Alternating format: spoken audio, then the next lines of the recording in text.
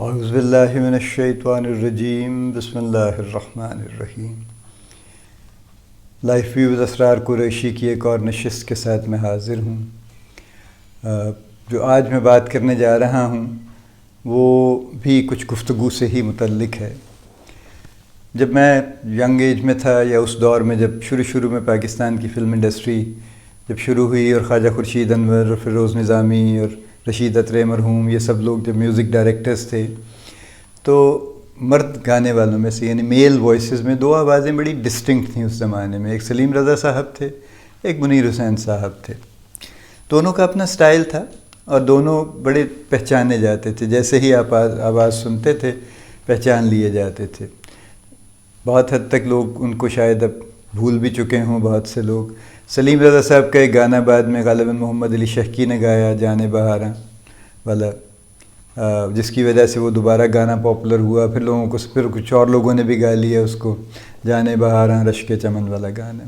منیر حسین صاحب ریلیٹیولی یوں کہہ لیجئے کہ ذرا اوبلیوین میں چلے گئے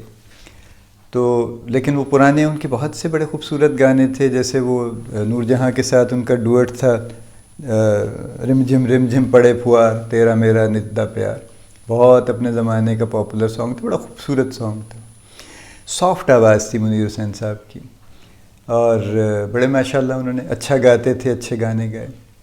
جب منیر حسین صاحب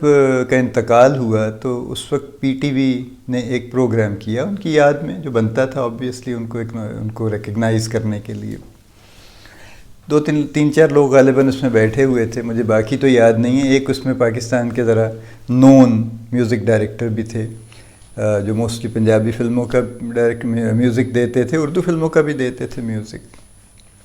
لیکن وہ جو پرانی جنریشن تھی یعنی نثار بزمی صاحب سے پہلے والی، اس سے بعد والے تھے تھوڑے۔ تو منیر حسین صاحب کی خوبیوں پہ آبویسلی گفتگو ہو رہی تھی، تو انہوں نے ان سے پوچھا کہ آپ کا کیا اس کے بارے میں خیال ہے، تو انہوں نے ایک گفتگو کی جو میرے دماغ میں ابھی تک کہیں اٹکی ہوئی ہے، تو میں آپ کو وہ سنا دیتا ہوں۔ انہوں نے کہا، پنجابی لہجے میں ذرا بول رہے تھے وہ، which is nothing wrong with that, لیکن اصل بات پہ توجہ دیجیے کہ لہجہ امپورٹنٹ نہیں ہے۔ انہوں نے کہا، ہاں جی، جب ہم نے کام شروع کیا تو ہم سوچتے تھے کہ یار یہ بندہ ہے گانے والا تو اس کو میں بھی کبھی چانس دوں گا، بس جی پھر زندگی نے مہلت ہی نہیں دی۔ اب وہ غالباً کہنا یہ چاہ رہے تھے، یعنی میں کوئی انڈیا والوں کے حق میں نہیں ہوں، لیکن ان کی گفتگو کا سلیقہ ہم سے بہتر ہوتا ہے اکثر۔ یعنی اگر وہاں کا کوئی میوزک ڈائریکٹر یہ بات کر رہا ہوتا تو وہ کچھ اس طرح کرتا ہے کہ جی جناب، جب ہم نے کام شروع کیا تو ہماری تو بڑی خواہش تھی، حسرت تھی کہ شاید کاش کبھی ہم منیر حسین صاحب کے ساتھ کام کر سکیں، لیکن بس زندگی نے مہلت نہیں دی۔ تو یہ بات کا سٹائل ہی بدل جاتا ہے۔ بات اس بیچارے نے بھی یہی کہی جو ہمارے صاحب تھے، کہ ان کی خواہش تھی کہ وہ منیر حسین صاحب ان کے ساتھ کام کریں کبھی، یا وہ منیر حسین صاحب کے لیے کوئی گانا کمپوز کریں اور وہ گائیں، لیکن انہوں نے جس طریقے سے بات کی اس سے اس بات کی شکل بیچاری کی ذرا عجیب ہو گئی کچھ تھوڑی سی۔ یہ چل رہا ہے ہمارا معاملہ۔ دو طرح کے معاملات ہیں جن پہ میں پوائنٹ آؤٹ میں آپ کی توجہ دلانا چاہتا ہوں جس پہ۔ ایک تو یہ کہ ہمارا جو سٹائل ہے گفتگو کا، یہ سلیقہ ہے ہمارا گفتگو کا، وہ دن بدن کسی ایسی طرف جا رہا ہے جو بہت اچھا نہیں ہے۔ یعنی ہماری ایک جو برسوں سے چلا آ رہا تھا ایک طریقہ تھا بات کرنے کا، کوئی ادب آداب کے ساتھ، کوئی رکھ رکھاؤ کے ساتھ، وہ دن بدن اس میں سے کچھ کمی ہوتی گئی اور زیادہ سے زیادہ گفتگو میں روکھا پن آ گیا، اور اس میں یوں کہہ لیجیے خشونت آ گئی، اور اس کے اندر سختی آ گئی بات کے اندر، اور کچھ یعنی ہم نے یہ کوئی ایسا نہیں ہوتا کہ آپ خواہ کوئی بڑی بنا سوار کے بات کر رہے ہیں، لیکن بہرحال آپ اگر ایک اچھی بات کرتے ہیں تو سننے میں اچھی لگتی۔ جس کے بارے میں کر رہے ہیں وہ بھی اچھا، اس کو بھی لگے گا، اگر وہ موجود ہے نہیں موجود تو بھی اچھا لگے گا سننے والوں کو کہ ہاں اس نے واقعی کوئی عزت کی ہے اس شخص کی۔ لیکن ہماری گفتگو میں سے ایک تو وہ معاملہ نکل گیا ہے۔ دوسرا معاملہ جو اس سے بھی زیادہ خطرناک ہے، جو میں ٹویٹر پہ بھی ہوں، میں اور بھی سوشل میڈیا پہ ہوں، اس حد تک کہ میں عموماً پوسٹ کچھ نہیں کرتا، میں ریئرلی کوئی ٹویٹ کرتا ہوں سوائے اپنی یہ اس کی جو اناؤنسمنٹ کرتا ہوں اپنی کوئی لائف ویو کی، اگر جو بھی ویڈیو آتی ہے اس کو میں وہاں بھی لنک پوسٹ کر دیتا ہوں، یا اپنے بلاگ کا لنک پوسٹ کر دیتا ہوں. ایز سچ ٹویٹس میں بہت کم کرتا ہوں. کبھی کبھی میں لیکن جا کے پڑھ لیتا ہوں، اور اس لیے بھی پڑھ لیتا ہوں کہ بہت سی خبریں آپ کو ٹویٹر پہ ملتی ہیں اور کافی تیزی سے ملتی ہیں، چونکہ سوشل میڈیا زیادہ ایکٹیو ہے، تو اس سے پہلے کہ وہ پرنٹ میڈیا میں بھی آئیں وہ ٹویٹر پہ آ چکی ہوتی ہیں. تو لیکن جو بہت ہی خطرناک ٹرینڈ میں نے دیکھا ہے ٹویٹر پہ، وہ یہ ہے کہ اگر آپ کسی ٹویٹ کا تھریڈ کھولیں اور اس کے پیچھے چلیں، تو اس میں جو گفتگو دی ہوتی ہے وہ انتہائی ناشائستہ اور انتہائی ناقابل قبول ہے. یعنی اس سے زیادہ بری گفتگو کرنی اور سننی شاید ممکن نہیں ہے. اور انتہائی افسوسناک بات یہ ہے کہ بہت سی خواتین اینکرز اور اس طرح کی جو خواتین ہیں جو پبلک فگرز ہیں، ذرا یوں کہہ لیجئے، ان کے خلاف جو گفتگو ہو رہی ہے وہ تو کسی بھی لحاظ سے، یعنی کوئی شخص غالباً یہ سوچ بھی نہیں سکتا کہ وہ کوئی اپنے گھر کی کسی خاتون کے بارے میں ایسی زبان استعمال کر سکتا ہے، یا کسی جاننے والی کے بارے، یا کسی بھی خاتون کے بارے میں استعمال کر سکتا ہے. یہ گفتگو کا لیول چل رہا ہے، وچ از انتہائی، میں نے کہا نا، شرمناک ہے، افسوسناک ہے ایکچولی چل رہا ہے. اور اچھے خاصے معززین اس میں، یعنی بظاہر معززین اس میں انوالوڈ ہیں، اور وہ لکھ رہے ہیں اور ٹویٹ کر رہے ہیں اور ایسی گفتگو لکھ رہے ہیں. رومن اردو میں بھی لکھ رہے ہیں، اب چونکہ اردو بھی لکھ سکتے ہیں تو اور زیادہ آسانی کے ساتھ اردو میں بھی لکھ رہے ہیں، انگریزی میں بھی لکھ رہے ہیں. ایک دوسرے کے ساتھ بھی لوگ اسی طرح سے جو ہے وہ ڈیل کر رہے ہیں. کسی نے کچھ کہہ دیا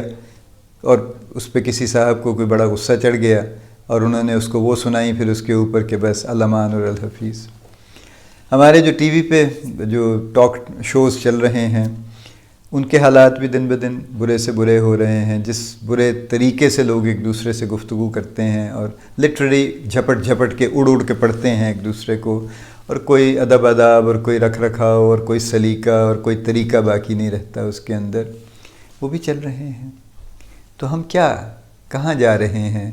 اور ایسا کیوں ہو رہا ہے؟ کیا چیز ہے جو مس ہو گئی، ہم سے گم ہو گئی، جس کی وجہ سے ہم ایک اچھے خاصے مقام سے گرا کے یہاں پہ آ گئی؟ ساری دنیا میں ایسا نہیں ہو رہا. ٹھیک ہے، یہ اور شاید ہم جیسے 2-4 ملک اور بھی ہوں گے، لیکن بہرحال ایسا نہیں ہو رہا. ہر جگہ پہ ایک طریقہ ہے. آپ میں سے بے شمار لوگ ہیں جو دنیا بھر میں ٹریول کر چکے ہوں گے، بہت سے کنٹریز کو ایکسپوزڈ ہوں گے. ابھی کئی ملکوں میں مجھے بھی جانے کا اتفاق ہوا ہے.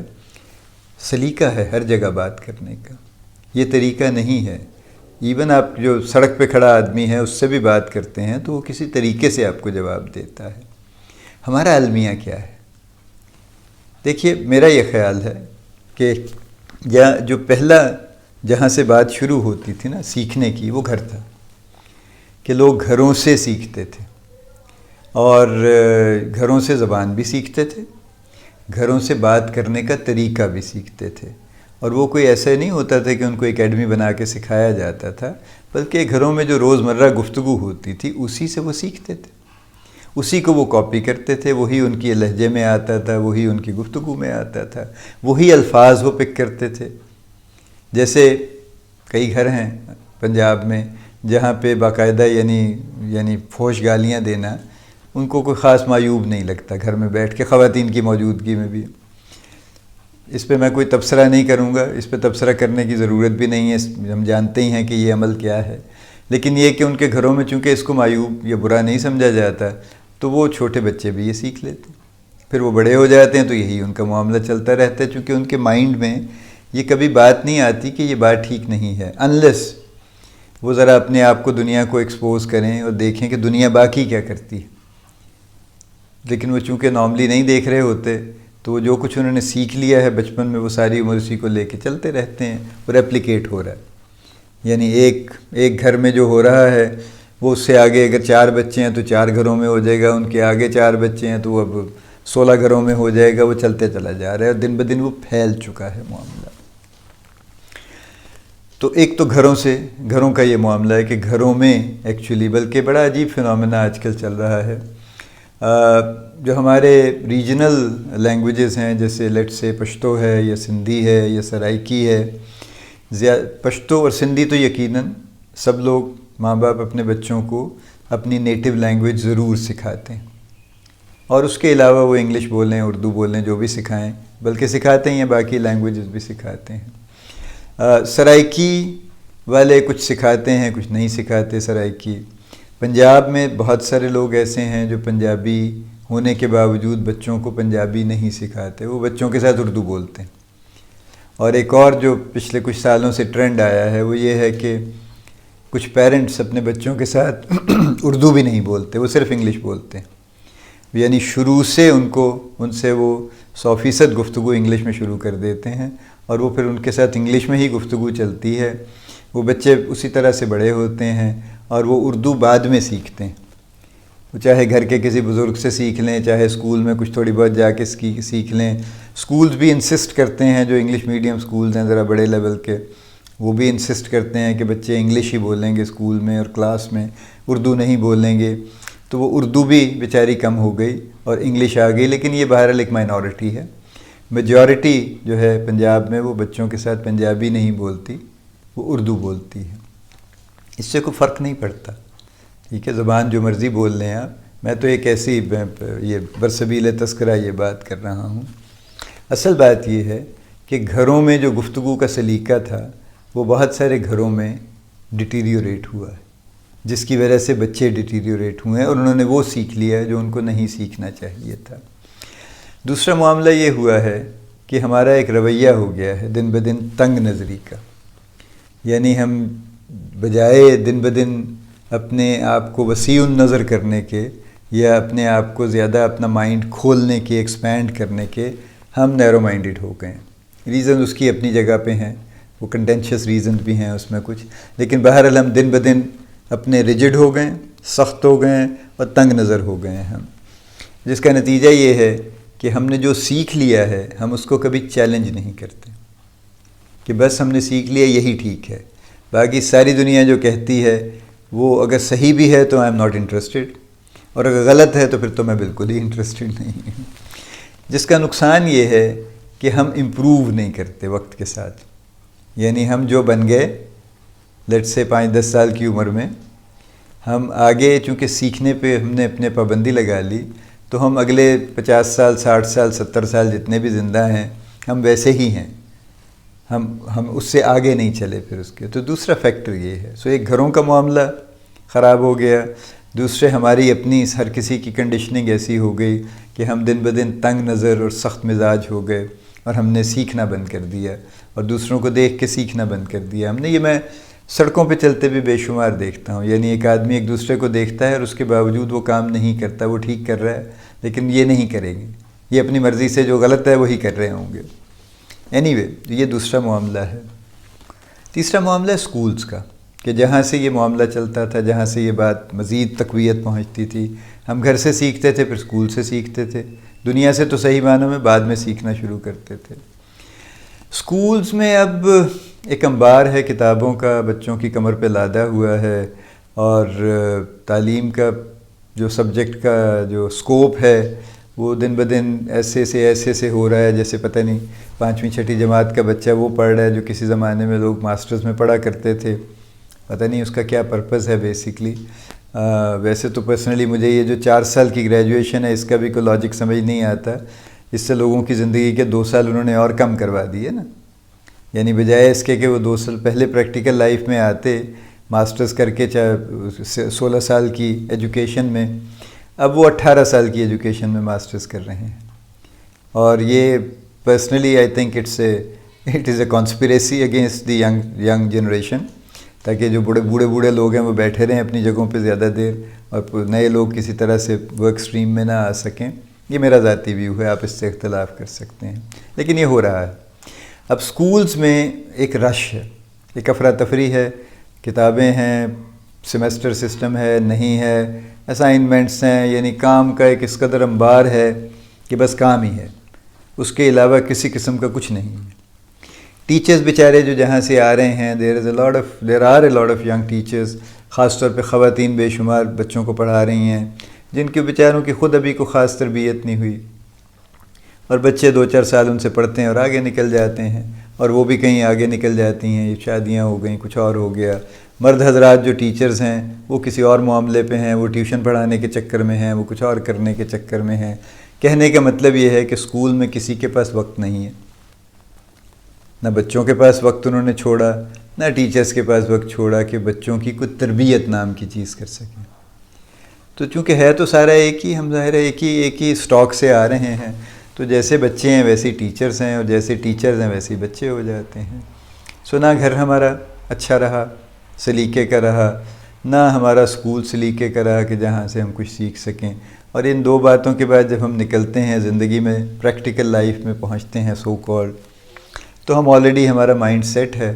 اور ہم پکے ہیں اپنی بات پہ کہ جو ہم نے سیکھ لیا، اور باقی سب اس قابل نہیں ہے کہ اسے سیکھا جائے، تو ہم اسی طرح سے گفتگو چلا رہے ہیں پھر۔ اور یہ صرف بات گفتگو کی نہیں ہے، گفتگو تو ایک سمپٹم ہے، ایک فساد ہے جو سامنے نظر آتا ہے نا آپ کو، یعنی ایک اپیرنس ہے۔ جو لوگ اچھی گفتگو کرتے ہیں اس کے پیچھے بھی کچھ چیز ہوگی، اور جو انتہائی بری گفتگو کرتے ہیں اس کے پیچھے بھی کچھ ہوگا نا۔ یعنی وہ گفتگو صرف لپ سروس تو نہیں ہے کہ اندر سے سب کچھ بہت گولڈن ہے، بڑا اعلیٰ ہے، گفتگو بری ہے ذرا، وہ پیچھے بھی اس کے جو بیک گراؤنڈ ہے وہ مشکوک ہی ہوگی نا، تبھی تو گفتگو پہ بھی نظر آئے گی اس کی جھلک۔ معذرت چاہتا ہوں، یہ سخت گفتگو ہے، لیکن یہ چونکہ ہو رہی ہے اور بہت زیادہ ہو رہی ہے، یعنی آپ اندازہ نہیں لگا سکتے کہ کبھی آپ کی نظر سے گزر جائے تو how disturbed do you feel about it, really very very unfortunate. آپ سب سے درخواست ہے، اور میں اپنے سے بھی ظاہر ہے یہ کوشش میری بھی ہے، آپ سب سے بھی درخواست ہے کہ اپنے اپنے لیول پہ اس کو ضرور اس پہ توجہ دیجیے۔ آپ بچوں والے ہیں تو اپنے بچوں پہ توجہ دے دیجیے، اگر پہلے نہیں دی تو اب دینا شروع کر دیجیے توجہ ان پہ، ان کا یہ معاملہ بہتر کر دیجیے، ان کی گفتگو کا سلیقہ بہتر کر دیجیے، ساری عمر ان کے کام آئے گا، اور ان کے دماغ کو تنگی سے بچا لیجیے، وہ بھی ساری عمر ان کے کام آئے گی۔ اللہ پاک ہم سب کو بہتر سے بہتر بننے کی توفیق عطا فرمائے۔ اللہ پاک آپ کا حامی و ناصر ہو، ہم سب کا حامی و ناصر ہو، آمین۔